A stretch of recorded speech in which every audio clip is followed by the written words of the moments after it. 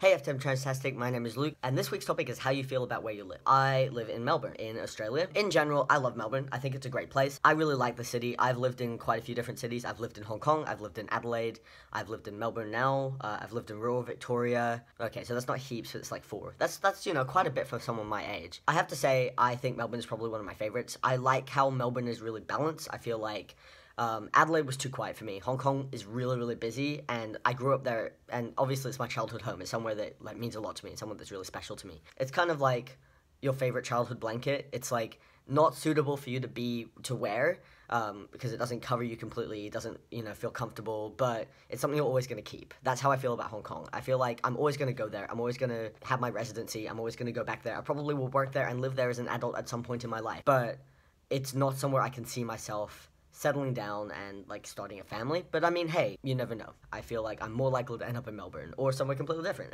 I didn't really like Adelaide too much. I've got a lot of bad memories with Adelaide. I went to boarding school there, and that was probably one of the toughest periods of my life. Pretty much as soon as I moved back from there, everything got a lot better. It's too small, it's not busy enough for me. I just felt like I was constantly being watched because I felt like everywhere I turned there was someone I knew. Just got a lot of anxiety about that. Even now, 4 years post starting my transition, if I walk down the middle of Rundle Mall, I can't do it without freaking out because, oh no, is there going to be someone from my school? Is there going to be someone who knew me before? And I can't really deal with that, so I'm really glad that I don't live there anymore.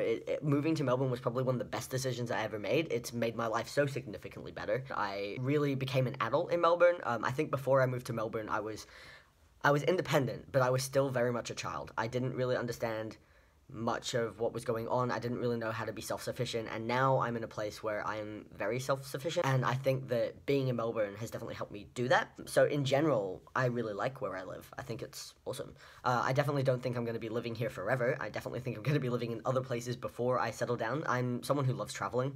I would love to live somewhere like Canada or even the States or the UK, somewhere in Europe even, anywhere really. I'd love to move somewhere else and, work somewhere else, or live somewhere else for a short period of time, a couple years. I'd like to do that before I move back home and have a family.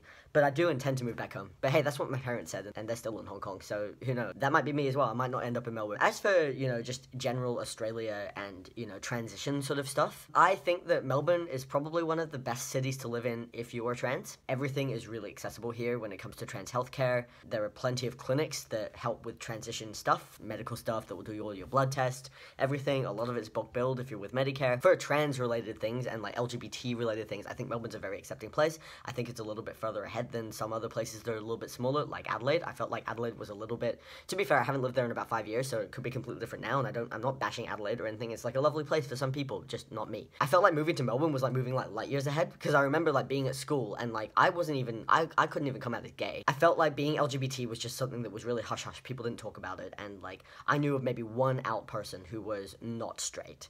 Everyone else was in the closet. No one else really felt like they could come out. They could come out after, but I moved to Melbourne, and I started uni, and there were so many people who are openly LGBT and who have been openly LGBT all through high school, and it was just something that I was like, holy shit, you could actually do that? That's really cool. I wish I could have done that, but I definitely couldn't have, because I definitely felt like it was not okay. And sure, every school is different and things are different, but I feel like Melbourne has a much more open and accepting vibe. I really like it here. I think that it's great. There's a trans support group as well for trans guys as well. If you need any information about that, feel free to comment down below. But when it comes to just Australia in general, in Australia we have private health insurance and we have Medicare, which is sort of Australian government subsidized public health insurance. Lots of things are covered and lots of medication is discounted because of Medicare and the pharmaceutical benefit scheme. A lot of other things aren't really covered too well. So for example, top surgery. My top surgery was completely out of pocket. I had health insurance, but it didn't really cover very much at all. There aren't any health insurances, to my knowledge, that will cover trans-related surgeries. They may cover the hospital fee, but most of them won't cover any surgeon fee or anything like that. So because of that, people are paying a huge out-of-pocket cost. More so than in some places in the States, I would argue. So for top surgery, my top surgery was about 12,000 Australian dollars, and I got about $400 back from my private health insurance. My cover wasn't brilliant though. My cover has changed now, and I would be getting more back, but I still would have had to pay quite a bit out of pocket. You do get some money back with Medicare, but not a significant amount, and particularly when it comes to things like phalloplasty, that is really difficult. So for my phalloplasty, I'm paying top level insurance. I'm paying probably some of the best insurance I can get, and I still have an out-of-pocket cost of about $75,000.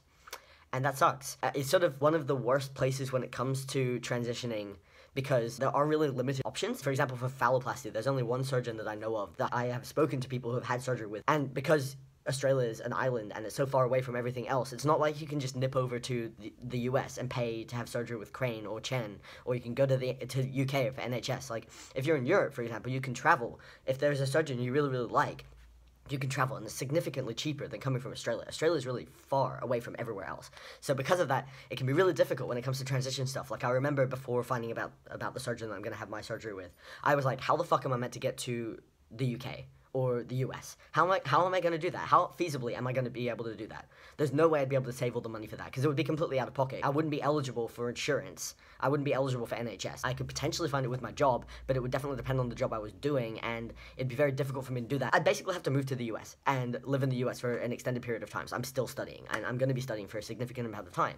So moving to the US is kind of something that I can't really do. So I was like, well, fuck, and I'm not eligible for any of these insurances, and I can't get anything covered, and I can't use my Australian insurance because that won't work overseas. Travel insurance won't cover anything like this, so that's just $200,000 that I can't pay for, and there's nothing I can do about it. And now it's a little bit better, but it's still significant. I haven't spoken to anyone in any other country who's had to pay as much as I've had to pay, or that I will have to pay, or that any Australian guy will have to pay, because it's nearly like, we do get a hospital fee covered with our private health insurance that we also have to pay out of pocket. $75,000 is a lot of money. And, like, the most I've seen anyone have to pay out of pocket without their insurance paying is $20,000 US dollars. I'm lucky. I am so lucky because I am very privileged. And I acknowledge that. I have financial support, I have a stable job, I don't have to worry about my rent as well as on top of trying to save for all of my surgery. There is no way I'd be able to do this without my family supporting me. There is no way I'd be able to do this. And I'm lucky in that I'm in a position to do that, because I know not everyone in Australia is. And because of that, there is just this huge gap. There's no way that people can have this surgery, even if they really need it. I need the surgery. I need the surgery more than anything. So it's really difficult seeing all of these other people in my position who aren't as lucky as I am. And if they just happen to have been born in a different country, they may have been able to work for a job that would have covered them with their insurance, and they'd be able to pay significantly less. Or they could wait on the NHS waiting list for, 4 or 5 years, but then they'd get it for free. I feel sorry for the people in Australia who aren't in the position that I am in. And I really hope that changes sometime, but I don't know if it will. Like, Australia is very backwards when it comes to some of this sort of stuff, and our government isn't the greatest. Medicare cuts are happening every day, and I'm rushing to have my surgery done, because who knows, maybe they'll just, like, block Medicare at some point. Okay, that's a bit of an exaggeration, but, like, it's a little bit turbulent at the moment. And, like, fuck, we didn't even have same-sex marriage until earlier this year. That's insane. It was nearly 3 years after the States. It's really frustrating. So on one hand, I love being in Australia, I love Melbourne, I love living here, but sometimes I wish that I was born somewhere where it was a little bit more accessible, because it's only accessible for me because I am really fucking lucky, and I'm one of the only ones, because there aren't many people out there like me, and it's still really, really tough, and it's really, really difficult, and that's with me having support. People who were not in my position would be suffering a lot, and probably it would just be very difficult, and the surgery would just be so unobtainable. It's still barely obtainable for me, and I've had the best luck. And that's not saying that you can't complain if you are from somewhere else, and, like, everyone's struggles are their struggles, and I'm not saying that, people who are waiting on the NHS have no right to complain about long waiting times, because that's a different problem, and that's a problem that definitely needs an answer, and that needs a solution. But this is also a problem, that there is this huge issue here in Australia, and nothing's really going to be done, and nothing's really changing. Okay, this is a little bit of a rant. Sorry if this came across as aggressive or anything like that. I'm really worried about coming across like I'm attacking people. It's just tough sometimes, and I'm lucky that I do have some subsidies with Medicare. At least I don't have to worry about a lot of things. The government subsidies in Australia are really beneficial for a lot of people, and trans people included. Testosterone would be so much more unaffordable if it wasn't for Medicare, so it's really great for people who are eligible to have it. But there are still things that can be improved. Anyway, I will see you guys next week. Bye.